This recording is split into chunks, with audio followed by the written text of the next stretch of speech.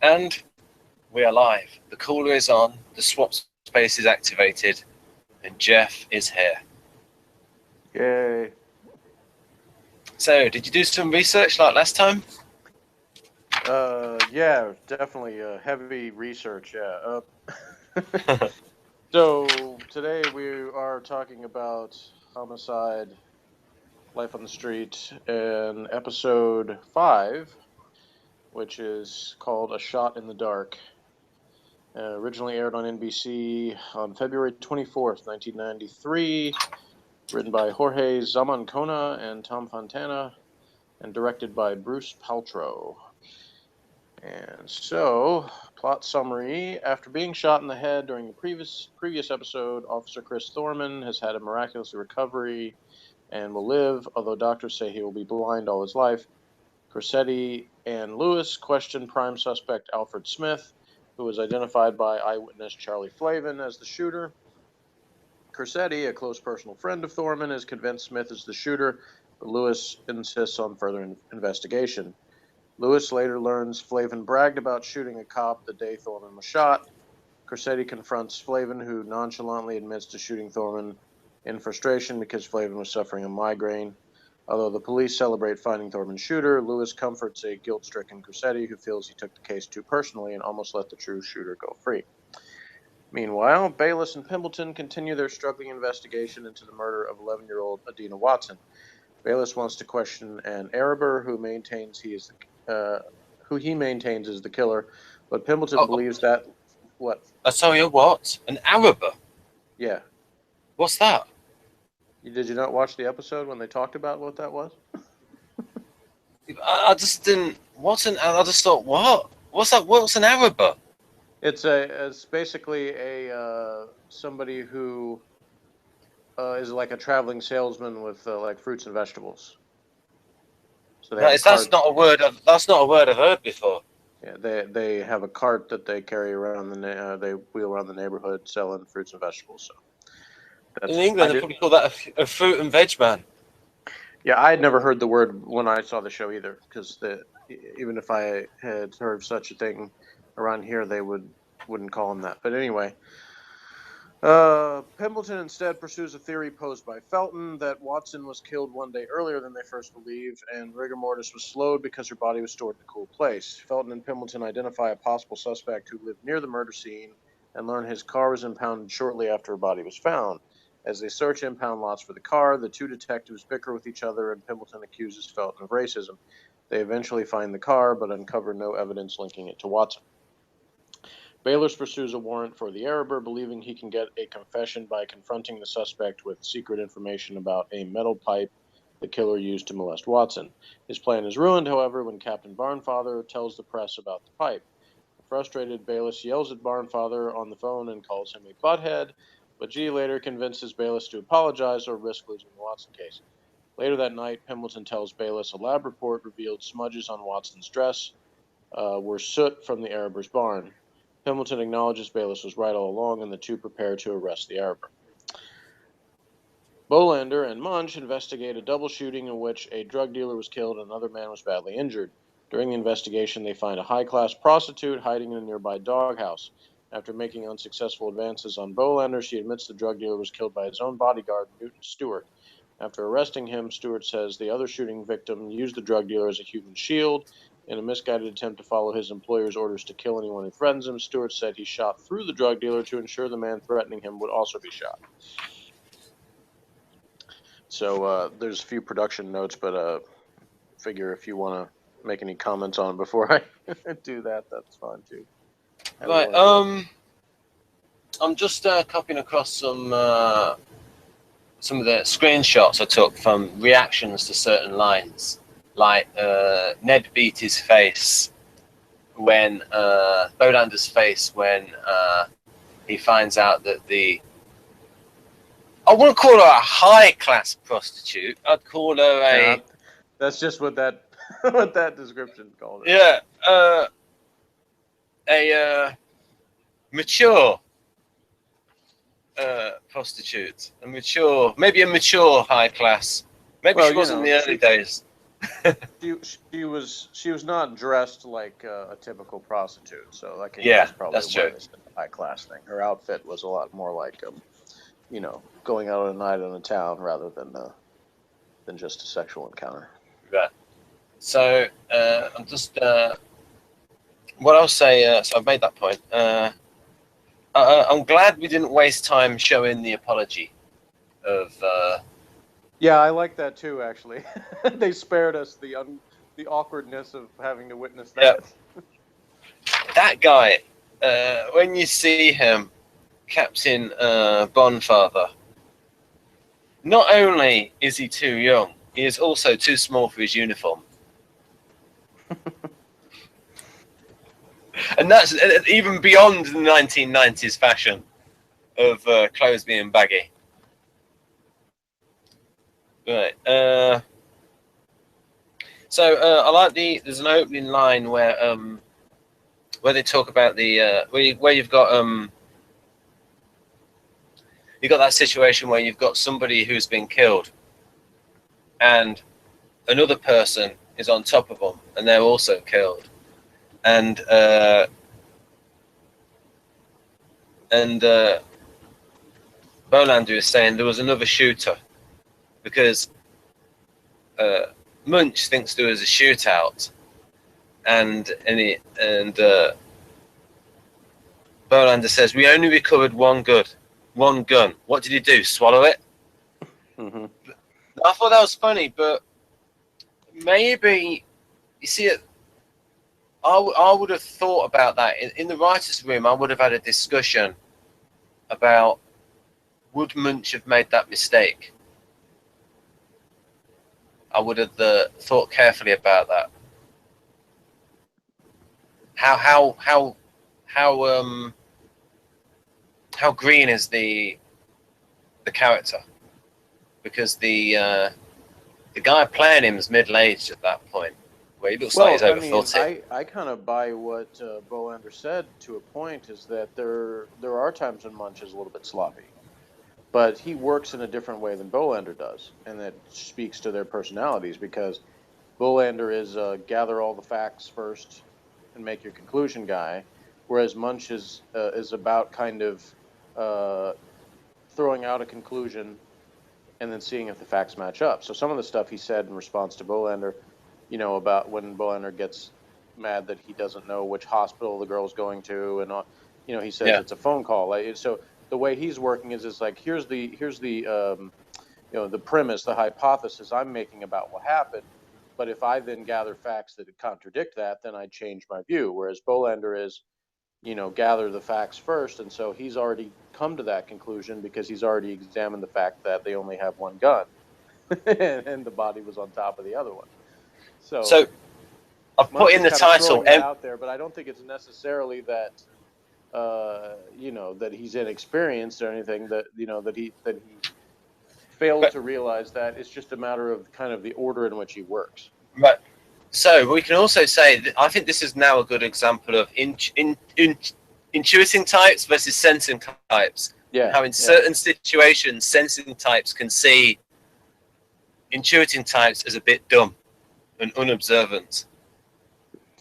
yeah. And there was the and I don't want to say it because I'm not sure now which episode it was in, whether we've seen that one yet or not. But there's a line that Felton says about how he, you know, finds out finds criminals or whatever, solves cases, and it Oh speaks to yes, he that said same it. thing. I remember they did this. I remember that now because one of them was talking about the motive, and he said, "I don't care about Okay, the yeah, motive. You right. He look basically at said how that. it was done." Yeah, he basically says that he doesn't solve he never solved anything from knowing why, uh, and He obviously tries that's to a find out direct how. yeah that's a direct contradiction with the intuitive mindset, which is that the motive is important because they're looking at the psychology of it. And you'll see that over the course of the series that Munch is often the one who's talking more about why somebody does something, because he's looking at all those psychological aspects of it. And of course, that served him well when the character left Baltimore and went to New York on Law and Order SVU, because in that job, he was kind of the go-to guy for that sort of thing, because they were dealing with sex crimes, and he was helpful in areas of investigating the whys of the crime. Now, I don't care how funny a character Munch is. That is not a series that I would want to watch. An SVU series. Yeah, it's rough. I watched the first episode and I was like, I don't think I could watch this every week. That would be that would be pretty tough for me. Yeah. I mean, Homicide is one thing, but yeah, I mean, you're dealing with stuff on there where every week you got somebody that's, we're dealing with like the worst criminals. Yeah. And some of the worst things people perpetrate. So. And the people that do watch it, I would like to ask them why they watch it. Well, from what I have seen of it, which is admittedly not much, it's a well done show. In fact, some people argued that it was written better than the original Law and Order, which some people say is a little bit too formulaic. But like I said, I haven't seen a lot of it. The only reason I watched the first episode was because of Munch, and doesn't really have that much to do in the first episode. Yeah. But I understand that as the show went on, he had more cases that he was dealing with. But, one headline would have been, someone must have reviewed it and put "not much for Munch." Maybe, I don't know, but anyway, sorry, go ahead. So I prepared for this. This is one where I was slightly late. I was exercising as well, but there was a lot to write down in this episode. Lots of good things.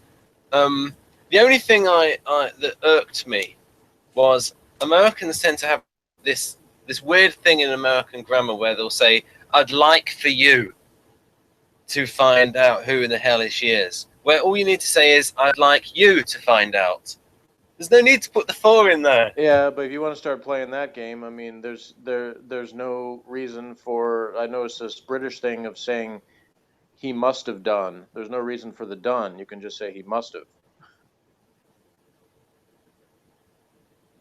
Yeah. So, yeah, I mean, that's a good point. We all use extraneous words. And that's also, kind of a regional thing too with dialect, is that you have some places where they'll say things in a totally different way. Yep. Like here in Texas, we got our own way of saying things, Like we'll say, "I'm fixing to do something." Yeah, I like that. You wouldn't hear that in Baltimore likely, unless it was somebody from the South. I talked to somebody, a subscriber on my channel. I'm not name dropping. It's just that, people can say I have subscribers. Not that many. I mean, Leon Sal's got like 2,000. I've got 200. He's kicking my ass. And she says fixing to, and she lives in Arkansas.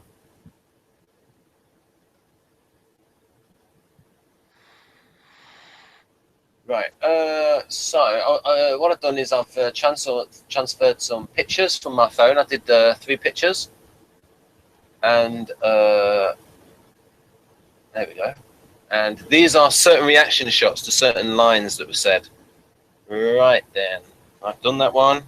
Right, some good lines. This is when Frank Pembleton, this is a good line, you might have liked this. You there, Jeff? Yeah. Right, here we go. Tim, will you stop beating that horse? It's dead. It's dog meat. It's glue. And then you've got Munch. When he's making excuses for, when he initially said that Bolander was there, he said, I like this line. Dr. Bly, I had my glasses off, and when I put them back on, it wasn't him. Yeah. That's a good line. A note on the dialogue. Until they said things like punk and butthead, I never actually thought that the dialogue was unrealistic because of the lack of swearing. So I think that's quite good, because it can be a challenge to write realistic dialogue in certain situations without swearing. I still think it was pretty. I mean, people do call people punks and all the time. So Yeah, so that was okay. So they were good police alternatives. Yeah, and Bayless, I can believe, would call Yes, somebody yes, a butthead. Now, if Felton yes. had been in the same situation, he probably wouldn't have used that word. But Bayless, I No, can no, no, believe. no. Yeah. And interestingly enough, Megyn Kelly called. There was a man. They did a. This is just a short thing. There was a Trump. There was going to be a Trump rally, and there was some kerfuffle outside. He didn't have the rally. There was some protesters. There was this obnoxious young man, and you know, one of these people that hates Fox, and he said a-hole on TV, but like ASS, and in stuff like that. And the other guy says, "That's college education for you," and then. And then Megyn Kelly later on said something like, "Oh, I don't think he's being the best advert for his course with his behaviour." And then, like a few minutes later, she calls him a punk because he swore on TV. And I just thought, well, yeah, I thought, look, I do think Megyn Kelly's an ESFJ, right? Oh yes, some more stuff. I like the dialogue between. I like the dialogue between Frank Pembleton and Feldman when they're talking about Fremont and it being. What did I call him? Feldman. Feldman. Oh, okay, Felton. Oh dear, sorry. And Fremont, Martin Luther King Boulevard, and I like all the stuff about. I'm on his side. Like, I just call stuff by the old name. Mm-hmm. And yeah, I love almost every exchange between those two characters in the whole series.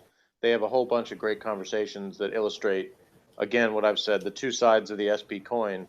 And that was another great example to me of how type is different than whether you are the same culturally with somebody.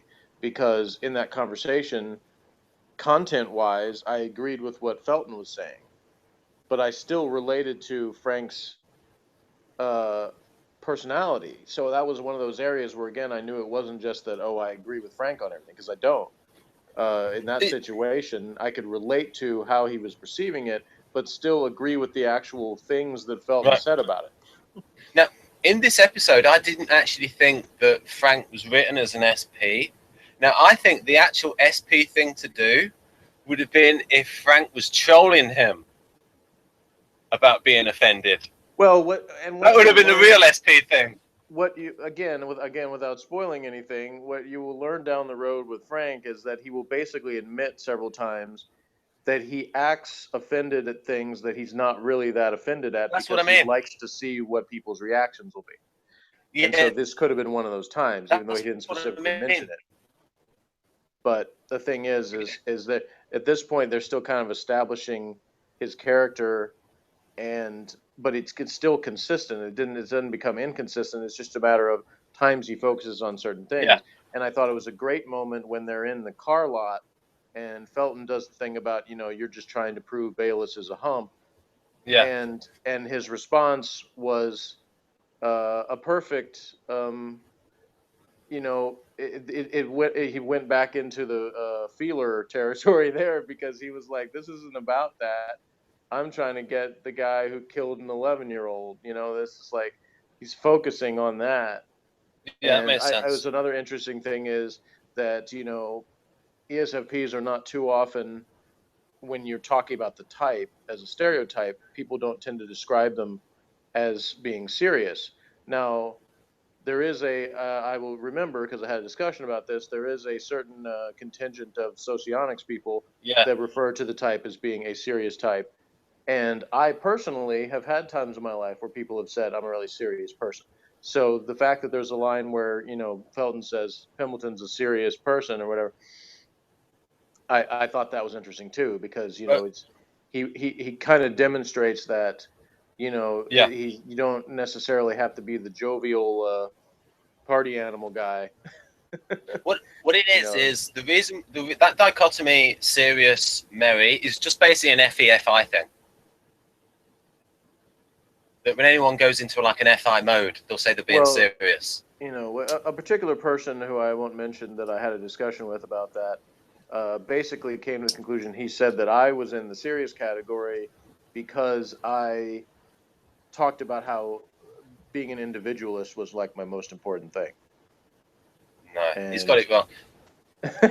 Well, but I'm just saying that's an aspect of that, in that when you talk about, you know, the feeling stuff, you know, being more of the sort of group harmony versus the individual, you know, take on it, you know, which and Pembleton will prove himself many times in the show to care a lot more about the individual moral aspect of something than he does what any particular group is feeling about anything.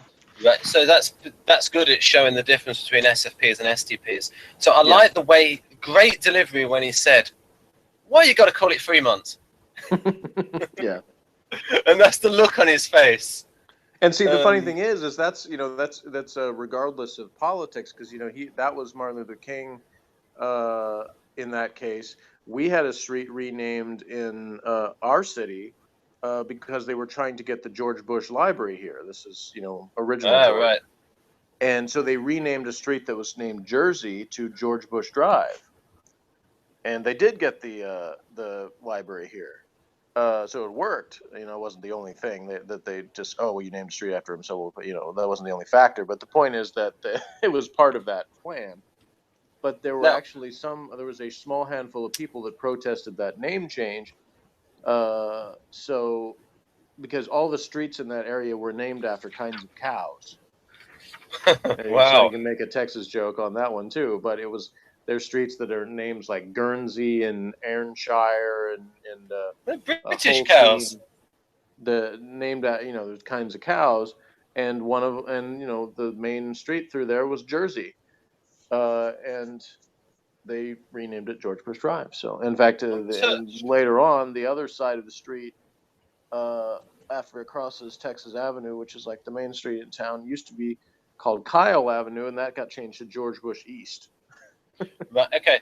So we've probably got about 10 more minutes at most. Yeah. So Jeff, you know the series so well. What was this reaction shot? Which line was he reacting to with that reaction shot? I don't want to try to spend time thinking of that. But it was when it was just after.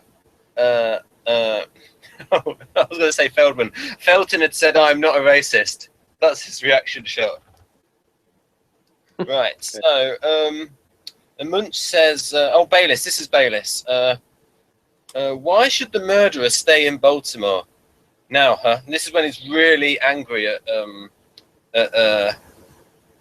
Captain Bonfather. Yeah, and then Munch says, "Because he's from Baltimore, he won't go. He'll talk about it, but he'll never leave."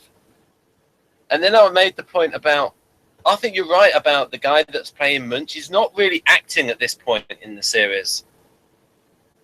But it's better than overacting.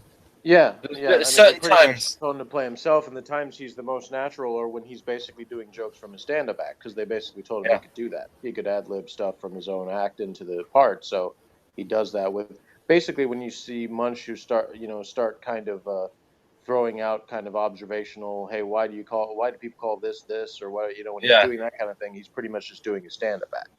Yeah, and that's when that's when his performance is at his most natural. Right. That's exactly what I was saying.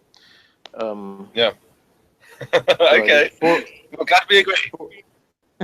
Before I run out of time, I'll read a few of these things from the production notes. I've got a few more lines. I've got a few more funny lines. We'll get back to it. Okay. I already said who writer and director was. It says Paltrow, the director, a television and feature film director, had a history of collaboration with Fontana, starting with the drama series St. Elsewhere, where the two both served as producers. Paltrow told the Washington Post that Homicide, quote, is to television what abstract expressionism is to art, unquote. Okay, it repeats what it said about, you know, the Watson case being based on the real life slaying of LaTonya Kim Wallace. It also wait a minute, wait a minute. Wait a minute. Sorry to interrupt. What's all this abstract expressionism stuff? I don't know. That's just what he said. Oh, okay. That goes over my head. I guess he's saying that's what the best art is. Oh, okay. It talks again about how a lot of things from the early parts are directly come out of the book by David Simon, including the animosity in the episode between Felton and Pimbleton. It's based on the real life detective Donald Kincaid, the inspiration behind Felton, and the strong dislike Kincaid had for Harry Edgerton, who is the basis for Frank Pimbleton. So that was some stuff out of the book. Those two really had similar conversations. I also remember, it's not written here, but I happen to remember hearing that Harry Edgerton, the guy Pimbleton was based on, he overall thought Andre Braugher did a fantastic job portraying him, and that the writers did a pretty good job of basing a character off him. The thing that he objected to the most, at least from the first season, was the scene from the first episode where Pimbleton goes into a bar and he orders a glass of milk. And Edgerton said, Yeah. I would never do that. So that was the thing that annoyed him, was they had him order a glass of milk in the bar. Okay, the shooting of Officer Thorman was also adapted from it. Okay, all the quotes about Edie Falco are the same as the last one, so I won't redo that one. It said that actually David P. Callett, author of Homicide, Life on the Street, the unofficial companion, said it was a cathartic moment for home viewers at the point where Bayless called Barnfather a butthead, because there were not too many moments where someone got, you know, to let one of the bosses have it like that. Most of the time they had to hold their tongues, so it was kind of a there's a nice line from G when he said the first time's the hardest, about apologizing to your boss. Right. That was a nice touch. Oh yeah, there was a little discussion about it's not black, it's African American. Mm-hmm. And so you can interpret that when, like with SFP, where they think, well, because you think about the normal SP thing is like go with the flow, mm-hmm. When it's like I said, like it's that FI thing where they can go into like an FI mode every now and then. But in the terms of serious and merry, like we did a whole hangout on it, that most of the time ESFPs are using FE to become like the center of attention. So most of the time, ESFPs are merry people, because you have to be pretty merry to be the center of attention. Yeah, the entertainer. To me, it's sort of like we are people that are open to being merry in almost all situations, but we have reality will often bring out our serious side because something ruins the merriness. Yeah, that can happen, and especially when you're in a job like a homicide detective, then that's going to happen a lot. Yeah. So, but like in a group setting, you think ESFPs generally will be more merry because they're being the entertainer. If they're enjoying where they are, if they want to be there, you know. Yeah. But there's the other thing established in this episode is Howard says Frank never comes to drink with us. So when they meet at the bar, he doesn't come, and so again, busting that stereotype of they're gonna ESFPs are always going to go to any party or any gathering. Well, that's not necessarily the case, So I did like the part you brought up about him saying it's not black, it's African American. I also thought there was a little bit to that where again he already has sort of Felton bothers him in certain ways, and so some of it is like he'll sort of dig at Felton on things that he might not have wasted his time talking. Like he probably wouldn't have said the same thing to Bayless. He probably wouldn't have even bothered. But with Felton, it's like they sort of have this give and take. And I understand that because my ESTP coworker, we kind of do the same thing, where we sometimes sort of do little ribbings at each other that we wouldn't do with anybody else because we know that the two of us can like throw stuff back and forth, and nobody's gonna like actually have a real tantrum about it. It's just gonna be little things we can do that with. And again, you can tell the difference. You can see over the course of the time they're together on the show, there are times when Felton and Pembleton will have conversations where there really are serious conversations and establish the differences between them, but they also have times where they're just messing with each other. Right. Which type do you think Felton is? ISTP. Okay. Yeah. Which type do you think the actor is? Oh, I don't know. None of the actors on this show, I mean, I've read biographical information on them, but none of them are people that I've researched a whole lot or seen a ton of interviews with. I've seen scattered things from time to time. And that's one thing I would say is I'm not saying I know that Andre Braugher is an ESFP himself, but I will say that in interviews I've seen with him, he comes across as a much friendlier guy than Pembleton, the character, does. And when on the documentary about the subway episode from the 6th season, he has this like giddiness on his face that when he read the script about how excited he was to do that episode, that he thought it was just going to be this great opportunity for him to really get into the meaty stuff in the show. So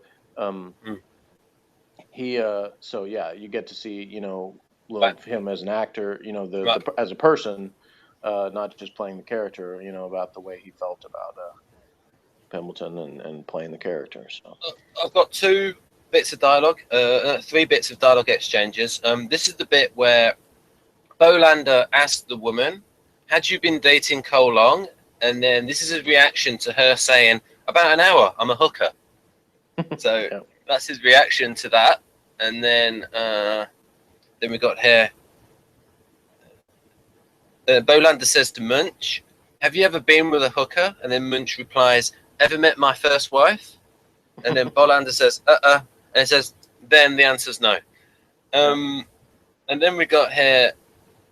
This was a little bit. Morgan loves the way you say Munch, by the way. Okay. Like every time he hears you say it, he repeats it. Munch. Munch. Right. Munch. So. Right. And then there's a bit. There's a weird bit. There's a wonderful delivery from Lewis where Mrs. Benson, this old lady, says, "I don't think people ought to shoot at police officers." And then Lewis says, "No, Miss Benson, that's true. Did you happen to get a name?" Mm-hmm. Yeah, I thought that was a great scene too, because Lewis, his little attempts to win over the lady, and he says, "Not that you would eavesdrop." Yeah. Because she starts to be a little defensive, like, I'm not listening, and he's like, "No, not that you would eavesdrop. Just you happen to hear anything." I mean, from like our comedy point of view, because we both like comedy, like the delivery on that, "No, Mrs. Benson, that's true," was like spot on. And then also with Frank Pembleton when he said, "Why you got to call it 3 months?" It was like perfect. And Lewis is another character that you'll get to know better as the show goes on and see that he also has that ability to do the personal connection with people and win over people that way.